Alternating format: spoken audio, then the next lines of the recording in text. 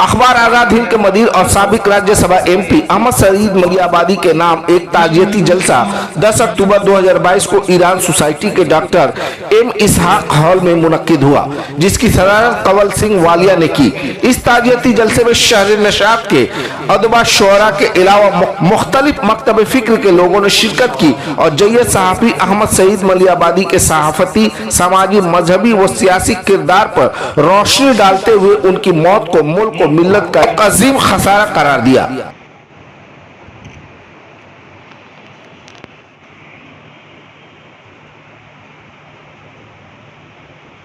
मलियाबादी साहब कई गोशों में बटे हुए थे।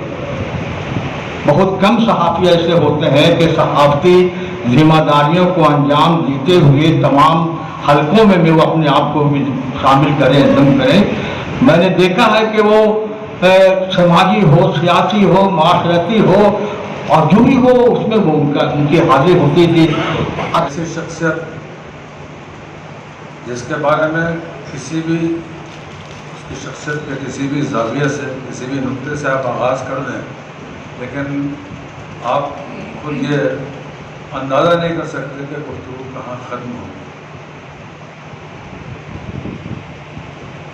कुछ बातें ज़ाती या गैर ज़ाती तो आएंगे, मगर सब उनकी ज़ात के हवाले ही से होंगी। कुछ रास्त होंगी, कुछ बिला रास्त होंगी।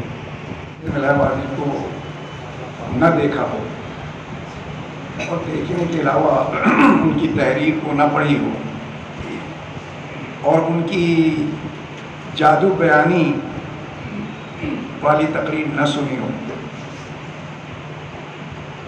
इस वक्त जो हम लोग जमा हैं दरअसल उनकी ताज़ियत के लिए और उनकी मग़फ़िरत के लिए। मेरी और उनकी चपलिश भी थी, रंजिश भी थी। हम आमने सामने भी खड़े हुए, लेकिन हमने देखा कि वो अपने मुखालफिन को माफ़ कर देते, दरगुजर कर देते।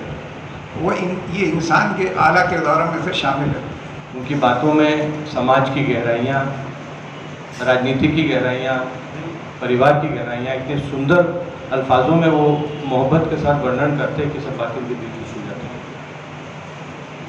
मैं अल्लाह से, ईश्वर से आवेदन करूँगा कि उनकी पवित्र आत्मा को अपने पास अच्छे से रखें। शुक्रिया, थैंक यू।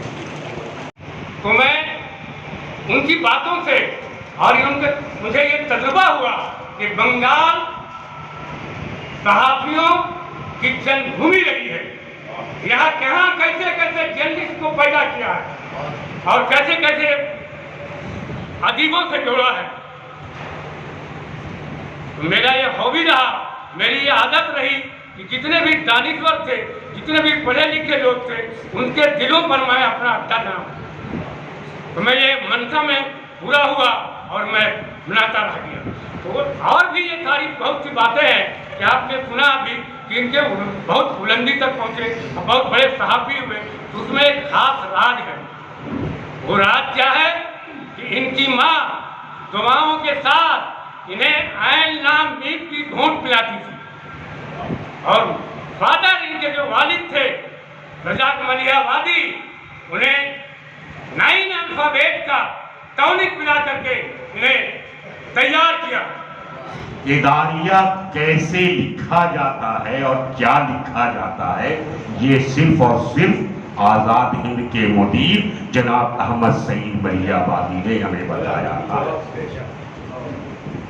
अब इदारिया लिखने की तमहीद और तफसीर से तो लोग वाकिफ ही नहीं हैं कि इदारिया होता क्या है, लेकिन फेज़ एजाज साहब और अब्दुल अजीज साहब ने अपनी गुफ्तगू में ये बता दिया कि इदारिया है क्या चीज़। हल्के पूरे वो ज़ीरी लहरें उनकी गुफ्तगू में चल रही थी, अंदर करें जिसको हम लोग कहते हैं। एक तो ये, दूसरे उन्होंने कभी भी अपने ख्यालात से या कौम से मुक़ावमत नहीं की। जो उनका ख्याल था वही ख्याल हो सकता है कि उस वक्त जिस वक्त वो सोच रहे थे लोगों की समझ में नहीं आ पा रही थी बात, یا لوگ ان کی مخالفت کر رہے تھے، لیکن آج ہم ان باتوں کو صحیح سمجھ رہے ہیں کہ واقعی جو وہ سوچ رہے تھے وہی حقیقت تھی۔ تو ہزاروں سال نرگس اپنی بے نوری پہ روتی ہے، بڑی مشکل سے ہوتا ہے چمن میں دیدور پیدا۔ لوگ کہتے ہیں ان کا انتقال ہو گیا، اب تک میری زبان پر احمد سعید ہے، ہمیں سمجھ میں نہیں آتا کس منہ سے انہیں مرحوم کہیں۔ میری نظر میں وہ زندہ ہے، یقیناً وہ زندہ ہے، اپنے کردار اور کارناموں کی بنیاد پر ہمارے رگ و ریشہ میں وہ خون بن کر دوڑ رہے ہیں۔ He worked for the people, he worked by the people, and he worked with the people. These factors, when comes into a person, it becomes a great person. A person who should be remembered, honored, and loved. Thank you. ملیح آبادی صاحب کے سلسلے میں اگر کچھ کہنا ہے تو ایران سوسائٹی میں 3 خاندانوں کا جو میل ہے اس کے بارے میں ذکر کرنا ضروری ہے۔ حلیم خاندان، ملیح آبادی خاندان اور جسٹس یوسف صاحب کی جو خاندان۔ تو رشتہ نظریاتی ہے کیونکہ ملیح آبادی صاحب کا زندگی ایک نظریاتی زندگی ہے، عام زندگی نہیں ہے، اور یہ جو نظریاتی جو سوچ ہے اس کے بنیاد اگر آپ ایک سلسلے کے دور میں سوچیں تو آپ کو 1912 میں محمد علی جوہر صاحب کا جو اخبار تھا کامریڈ، وہاں سے آپ کو شروع کرنا پڑے گا۔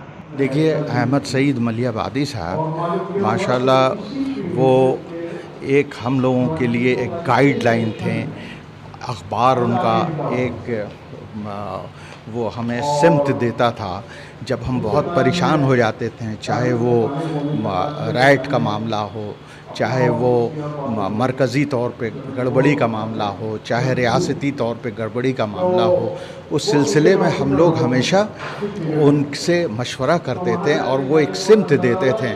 اس سمت کے اوپر میں پوری ملت جو ہے وہ چلتی تھی اور ہر طرح کے فساد سے اور اس سے وہ بچ کر کے نکالتے تھے، اور دوسری طرف حکومت کے اوپر میں بھی زور ڈالتے تھے کہ یہ چیز صحیح نہیں ہے، یہ آپ اس کو ہر حال پہ روکیے، اور نہیں تو ہم لوگ ریاست گیر طور پہ ہم لوگ ایجیٹیشن کریں گے۔ دیکھیے یہ خلا تو خلا ہے، اور احمد سعید صاحب کی طرح آدمی بہت مشکل سے ملتا ہے، بہت مشکل سے ملتا ہے، لیکن ہم لوگوں کو اس کی کوشش کرنی چاہیے۔ ہمیں بہت زیادہ تکلیف ہے آزاد ہند کے بند ہو جانے کا اور آزاد ہند کا ختم ہو جانا۔ یہ اصل میں جب احمد سعید ملیح آبادی صاحب جب ایم پی بنا کر کے دہلی گئے، اس کے بعد سے آزاد ہند کی حالت بہت غیر ہو گئی۔ یہ بہت ہی تکلیف دہ والی چیز تھی، اور اس وجہ سے ان کو اس کو دوسرے کے حوالے کرنا پڑا۔ یہ ہم لوگوں کے لیے، تمام امت کے لیے، تمام ملت کے لوگوں کے لیے یہ بہت ہی تکلیف دہ بات ہے۔